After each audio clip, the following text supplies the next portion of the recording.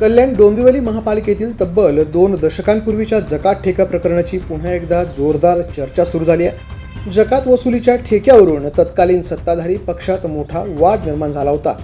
पालिकेचे आर्थिक नुकसान होईल असा आरोप करत काही महिला नगरसेविकांनीही सभागृहात ठेका प्रक्रियेवर आक्षेप घेतला होता।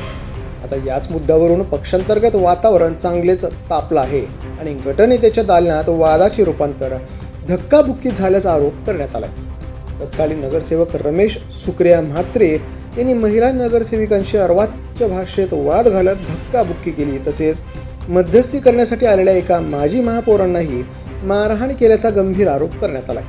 या प्रकरणात कविता म्हात्रे, वैशाली दरेकर, विजया पोटे आणि क्षमा मुनगेकर यांच्यासह काही महिला नगरसेविका सहभागी होत्या। मात्र पक्षाची बदनामी होऊ नये आणि प्रकरण पोलिसांपर्यंत जाऊ नये म्हणून त्यावेळी पक्षाच्या वरिष्ठ नेत्यांनी हस्तक्षेप करून हा वाद मिटवल्याचं सांगितलं जात आहे। दरम्यान जकात ठेका देताना पालिकेचे कोट्यवधी रुपयांचे नुकसान झाल्याचा आरोपही करण्यात आला असून या प्रकरणामुळे तत्कालीन ठेका प्रक्रिया आणि निर्णयांवर पुन्हा प्रश्नचिन्ह निर्माण झाले। या आरोपांमुळे कल्याण डोंबिवलीच्या राजकीय वर्तुळात पुन्हा एकदा चर्चांना उधाण आलं आहे।